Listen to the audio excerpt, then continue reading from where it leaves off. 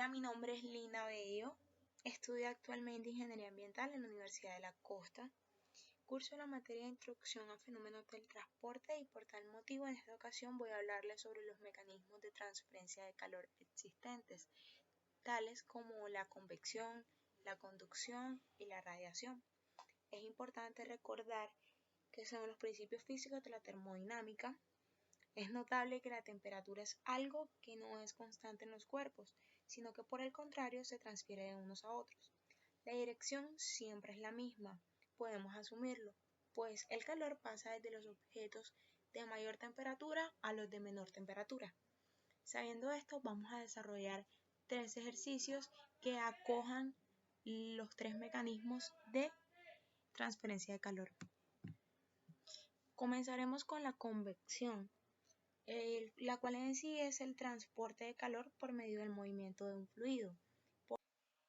Por ejemplo, podemos ver o guiarnos más bien por esta imagen y considerar que al calentar el agua en una cacerola, el agua que entra en contacto con la base de la cacerola, o sea la parte de abajo, asciende al calentarse, mientras que el agua que se encuentra en la superficie con una temperatura menor desciende por los costados y ocupa el lugar de la que anteriormente estaba más caliente.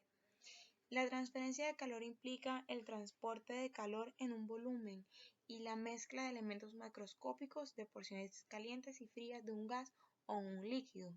Incluye también el intercambio de energía entre una superficie sólida y un fluido, o por medio de una bomba, un ventilador u otro dispositivo mecánico. Es a esto a lo que llamamos convección mecánica forzada o asistida. El primer ejercicio a desarrollar es por convección y me dice que una placa de hierro de 4,5 centímetros de espesor tiene un área de 6.000 centímetros cuadrados. Una de las caras está a 110 grados centígrados y la otra está a 122 grados centígrados. La pregunta es, ¿cuánto calor fluye a través de la placa cada segundo?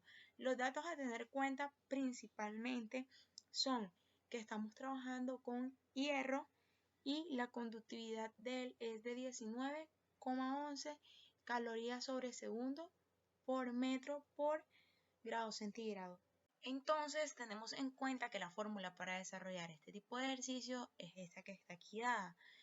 H corresponde a la corriente calorífica, la cual es igual a la conductividad por el área de la sección transversal por el delta de la temperatura sobre el espesor.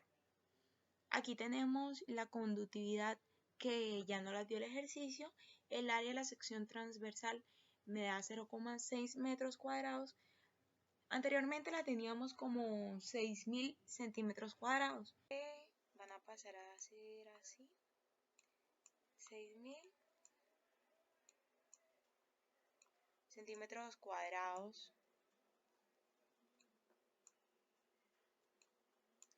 multiplicados por 1 metro sobre 100 centímetros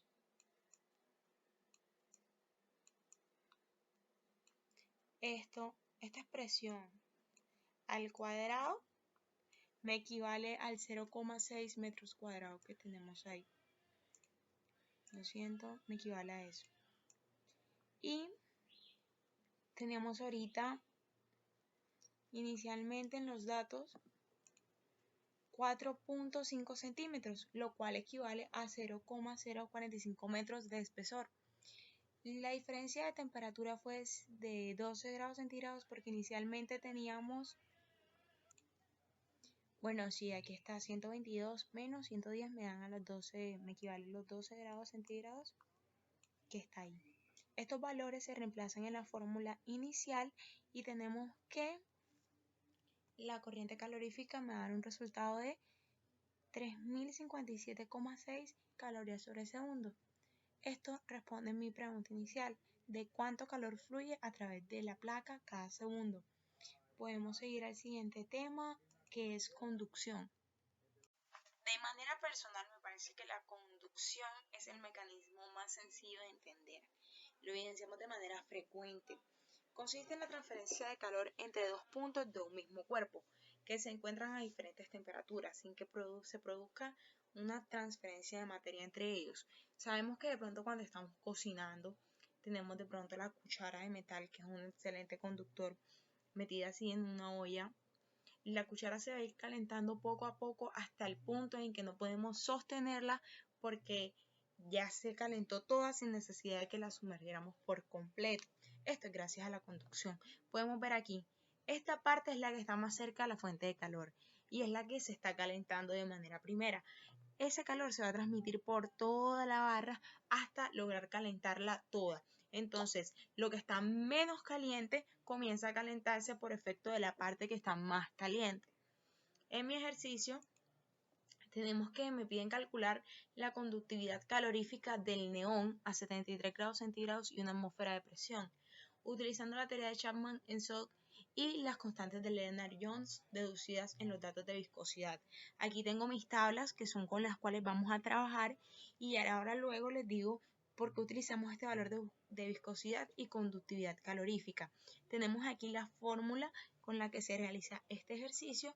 Tenemos la constante, la temperatura, que son 73 grados centígrados, hay que pasarla a kelvins, la masa molecular o el peso molecular, que me lo da mi tabla.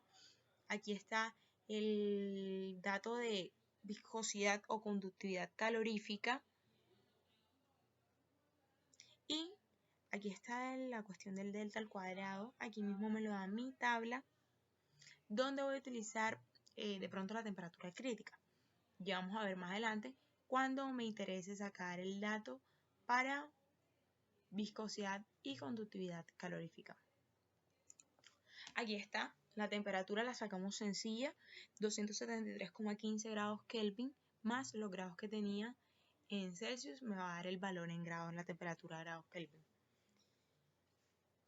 Operando esto, que es mi temperatura crítica, 35,5,7, arriba la temperatura mía del ejercicio, mi dato de temperatura, me dará el 9,69 que voy a ubicar en la tabla de predicción de propiedades de transporte de gases a baja densidad. Yo busco en mi tabla y me va a salir el valor de 9 y el valor de 10. Entonces, como esto es prácticamente un 9,7, que es más que un 9,5, lo vamos a ubicar en 10. Y este me va a dar mi valor para viscosidad y conductividad calorífica, que es de 0,8242. Aquí lo vamos a tener en mi formulita. Arriba está la temperatura, la masa molecular, la constante, y al operar todo esto me va a resolver mi incógnita primera, que era cuál era la conductividad del neón a 73 grados centígrados. Entonces voy a resolver mi duda simplemente utilizando de manera correcta la tabla y conociendo el principio o el mecanismo y su fórmula primordial, una de las más importantes, de las que más se utilizan pues en este tipo de ejercicios.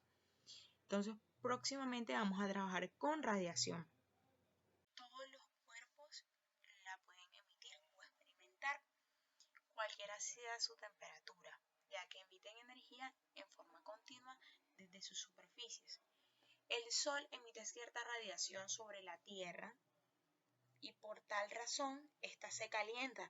Yo vi un caso, por ejemplo, donde está un carro a la mitad de la calle cerca de una playa que es una zona despejada y no hay ninguna fuente de calor cercana evidente que tú digas, no, aquí hay una chimenea, no, que aquí hay una fogata, no, estaba el carro al aire libre. Pero si tú llegas y le pones la mano, el carro se calentó, al igual que de pronto las sillas de las motos atrás cuando nadie se sienta y van andando a mediodía, se calientan por radiación. La energía del sol es emitida por ondas electromagnéticas y por este motivo la energía radiante puede transmitirse aún en el vacío. Porque muchas veces dicen, no, la radiación se transmite en el aire. Sí, en el aire, pero ¿cómo hacemos con el sol, por ejemplo, si en el espacio no hay aire? Bueno, gracias a que son ondas electromagnéticas, esta radiación se da y aún así en la Tierra la sentimos. Mi ejercicio me dice, dos planos paralelos cuya superficie se aproximan bastante a los de un cuerpo negro son mantenidos a 800 grados centígrados y 300 grados centígrados respectivamente. Calcule la transferencia de calor por radiación entre los planos por unidad de área de la superficie.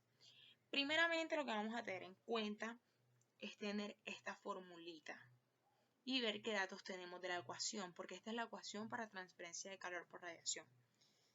H me equivale a delta, que es esta constante, por el epsilon, que me corresponderá a la emisividad, que es 1, por el área, por la temperatura, a la 4. Esta emisividad es de 1, ya que me dicen que están muy cerca o muy parecidos a un cuerpo negro. Y tenemos una tablita de emisividades que me dicen que depende del material, se va a dar la emisividad. La emisividad más alta es 1. En esa misma tablita me dan la emisividad del agua, del cuerpo humano, etc. Se considera que la del cuerpo negro es la mayor emisividad, que es 1. Es importante tener en cuenta que la temperatura, al igual que los otros ejercicios, las necesitamos en grados Kelvin. Por tal motivo, aquí hago la conversión. 800 grados centígrados más 273,15 me da 1073,15 grados Kelvin. Y la temperatura 2 me va a dar 300 grados centígrados más 273 me da 563,15 grados Kelvin. Yo voy a hallar el H neto y para eso necesito H1 menos H2. ¿Cómo voy a calcular esto? Con esta misma fórmula, despejando el área y poniéndola a dividir para que esto me den unidades sobre área. Aquí H1 sobre área lo que hago es fácil. Me dan esta constante, es la de el delta, aquí está. La misma constante. Por 1, que es mi emisividad, por la temperatura elevada a la 4. Esto me va a dar este valor 75.201,201 kilovatios sobre metros cuadrados. Si lo deseo pasar a kilovatios, obviamente va a dividir entre 1000. Aquí yo lo dejé en vatios. Esta H2 es mi misma constante, por 1 pues es la misma emisividad, por la temperatura 2, que es esta. Inicialmente 300 grados centígrados, elevado a la 4. Esto me va a dar 6.118,65 vatios sobre metro cuadrado. Al restar estas dos emisividades me va a dar estos dos datos finales. Mi H1 sobre área menos H2 sobre área me va a dar el H neto, que va a ser el valor de transferencia de calor por radiación final. Este es mi dato final. Recordemos la fórmula inicial para calcular la transferencia de calor por radiación, la de conducción y la de convección. Así completé esta serie de 3 ejercicios bajo los mecanismos de transferencia de calor en fenómenos de transportes. Muchísimas gracias, espero haber sido lo suficientemente clara y que les haya gustado el video.